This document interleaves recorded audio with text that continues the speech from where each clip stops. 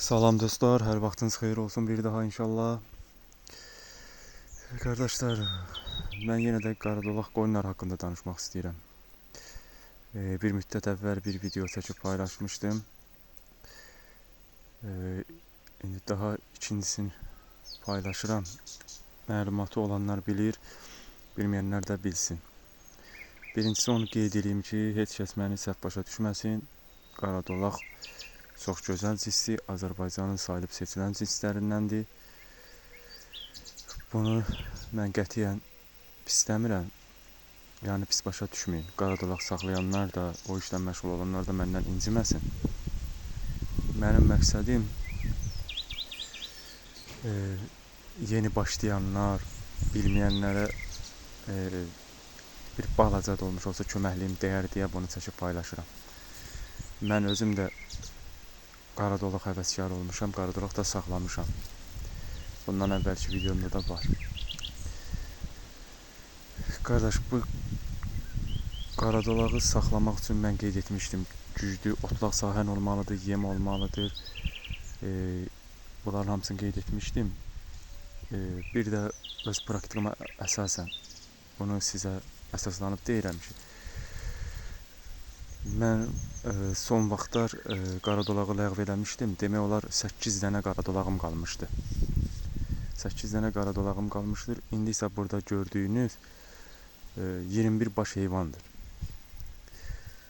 Bu yemi mən sizə demək istəyirəm ki, yəni mən o 8 baş qaradolağa yedizdirdiyim yemi onun əvəzinə 18 baş heyvan saxlayıram.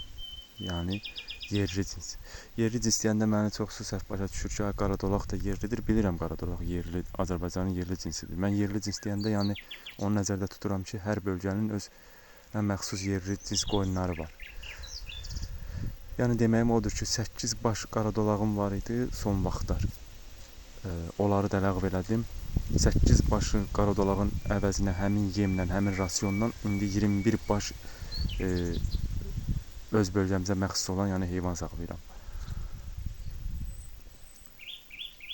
Yəni bu qədər fərqi sizə izah edirəm ki, yəni fərq bu qədərdir, bu reallıqdır. Mən bunu yəni özüm təsərrüfatımda yoxlamışam və sınaqdan keçirmişəm ki, yəni qaradolağa yem rasyonu çox böyük lazımdır. İndi bilənlər bilir, bilməyənlər də o bir videoya baxıb məlumat ala bilərlər. İndi o bir videoda dəqiq şərh etmişəm. Burada isə yalnız yem rasyonunu deyirəm. Bir də onu demək istəyirəm ki, bugünkü gün bazarda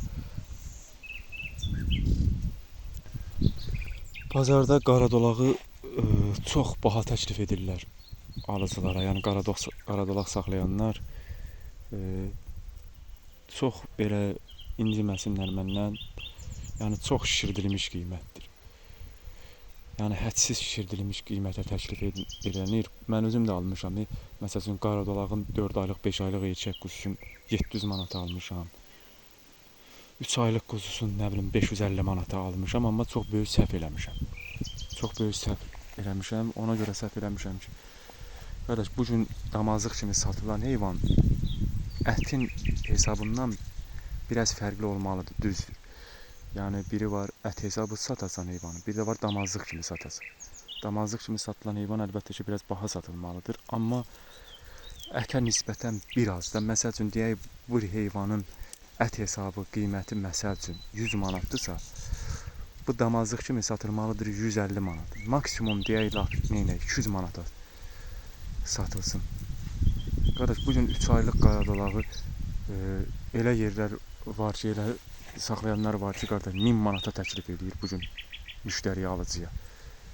3 aylıq, 4 aylığı 2000-ə qoyun təklif edirlər, 1500-ə qoyun təklif edirlər.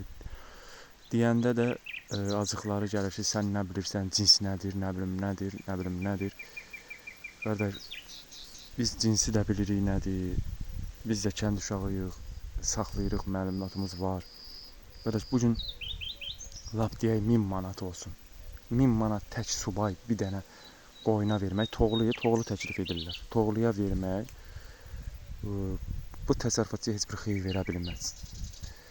Yəni bugün mən 1000 manata bir dənə qaradolağı tutaq ki, aldım, gətirdim. Lap deyək toğludur. o mənə bala vermək üçün ən azı 1 il vaxt lazımdır. 1 il vaxt lazımdır. 1 il müddətindən də sonra o mənə bala versə, mən onun balasını neçəyə satacam ki, o mənə xeyrin çıxartsın. Və yaxud da o heyvan gəldi, bir xəstələndi, bir öldü mü, nə bilim, bir şikəst oldu mu, heç onu satanda, bir ət hesabı satanda sən heç ziyanın yarısından qayıda bilmirsən. Bugün qardaş, mən 1000 manat tək bir subay qaradolağa verdiyimi, yenə də deyirəm, hər bölgənin özünə məxsus yerli qoyunları var. Bazarda da bugün biraz zəifində, tam güclüsünü demirəm, biraz zəifin 450 manata, 500 manata balalısını almaq olar. Lap deyək 500 manata. 500 manatdan 2 dənə gedib bir dənə məsəl üçün də bazardan aldın 2 dənə qoyun balalı, təzə doğmuş balalı. 1 il ərzində qardaş gətirdin bunun balasını saxladın 3 ay, 4 ay. Bunun balaların birini 300 manatdan satanda 600 manat eləyir. 600 manat eləyir. İpilusda özlərində bir 200 manatdan, 250 manatdan, 300 manatdan satsan, deyək ki 300 manatdan da özlərin satsan, 600 manat da bu eləyir, 1200 manat. Ən azı 1 ilə bunları 1200-ə sata bilərsən və yaxud da nəsə olsa bir ziyanın yarısından qayıda bilərsən. Yaxşı qardaş, mən bir dənə qaradolağa 1000 manat verdim, gətirdim onu saxladım. Hələ 1000 manat az deyirəm, böyük təkliflər olunur, qiymətlər qaldırırlar. Sən nə bilirsən, cins nədir, bu addan, bunun qulağı yekədir. Qardaş, bunun qulağı yekə oldu və yaxud da böyük oldu, bunun heç bir fərqi yoxdur. Bu mənə xeyir verməlidir.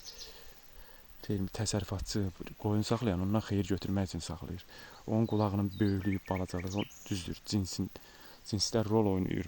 Yenə də deyirəm, mən cinsi pisləmirəm, əstəğfurullah, cins əladır. Lap gözəldir.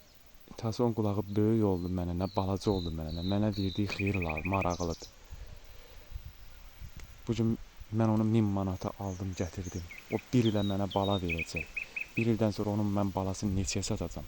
Yenə də deyirəm, o bir videoda da qeyd eləmişəm. Hər kəs damazlıq kimi sata bilmir. Hər kəs ondan xeyir götürməyə çalışır. Gətirdi, onu saxladı, laf tutaq ki, bir dənə bala verdi. Saxladı bir 4 ay, 5 ay. 5 aydan sonra bazarda onu saxlayan şəxsə tutaq ki, pul lazımdır, aparıb satmağa bazarda. Bazarda onun cinsi qəssaba maraqlı deyil ki, bu qaradolaqdır və yaxud da nədir. Ətin hesabına 18 manat, 19 manat, 20 manat, 17 manatdan pulun verib alacaq. Bu ondan nə xeyir götürdü? Onun ikinci bala verməyə qaldı 1 ildən sonraya. Yəni, bunlar hamısı şərtdir. Qoyun saxlamaq istəyəndə diqqətli olun. Yəni, necə deyim, bu birisi qoyundan mən 20 dənə saxladığımı gedib 10 dənə qaradolaq saxlayaram. Belə bir təsəvvürdə yaşamayın. Yəni, sən 10 dənə qaradolağın yemin, bu biri cır qoyunlar ki var, hər bölgənin öz yerli qoyunları. 10 dənə qaradolağın yeminə, rasyonuna, o birisindən 20 dənə saxlaya bilərsən.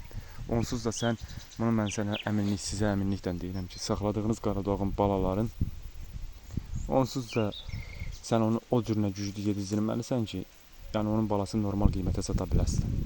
Yəni zəif yedizdirdiyin halda sən onun balasını normal qiymətə sata bilməyəcəksən. Yəni 250 manata, 300 manata belə quzular satacaqsan. Yəni ondansa elə öz bölgənizdəki yerli qoyunlarınızı alın, saxlayın. Bir də bu göstərdiyim otlaq sahəsi var. Burada mən qaradolağı saxlaya bilmirdim, yemirdilər.